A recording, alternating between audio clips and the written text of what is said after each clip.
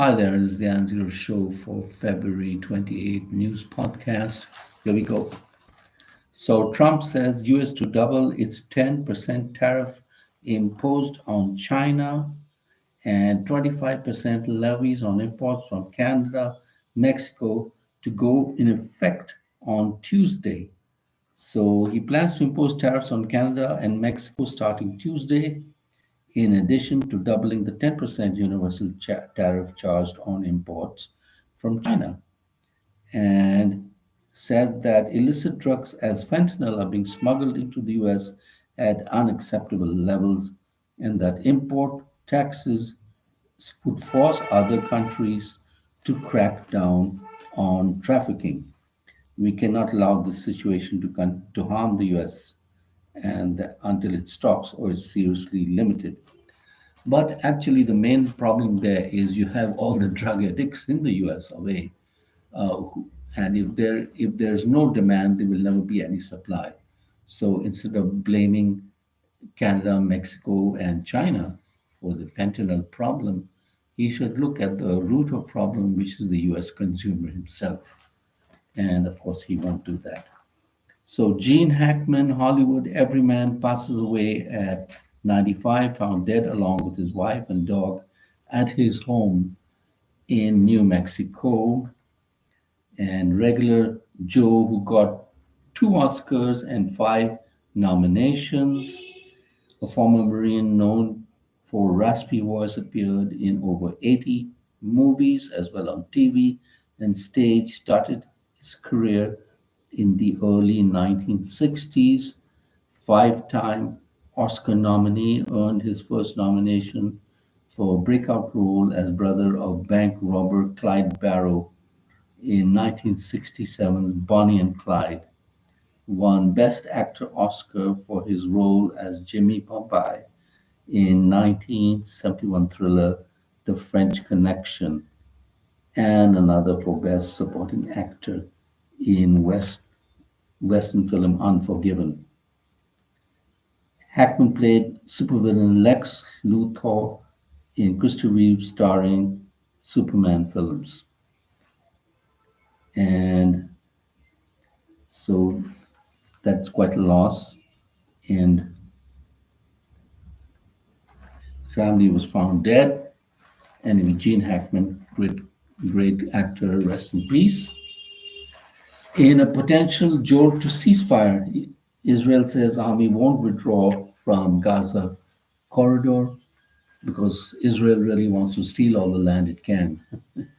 And so that puts a serious crisis to the ceasefire deal with Hamas and the mediator, Egypt. And what else do we have here? US aid workers given 15 minutes to clear out desks, and US aid is responsible for aid to more than 100 countries for more than 40, 50 years. And this move by the Trump administration will really harm and hurt the poor people living in the so-called third world countries. What do we have here in entertainment news? Justin Bieber raps about being high in a new Instagram video after his agent denies any drug abuse. Halle Berry says she feels lonely while being the only black woman to have won Best Actress Oscar. Well, don't be lonely, there probably will be some more. And Mr. Trump, president, promises to launch Gold Card in 2 weeks. Gold Card is supposed to be fast tracked to Green Card and costs only $5 million. What a discount that is. After Macron's stammer in US with Ukraine's security pitch, so all the European countries want America to help them out with security at the Ukraine in case there's a peace deal between Ukraine and Russia. But of course, Russia also is like Israel, wants to steal as much land as it can. North Korea is sending more troops to Russia.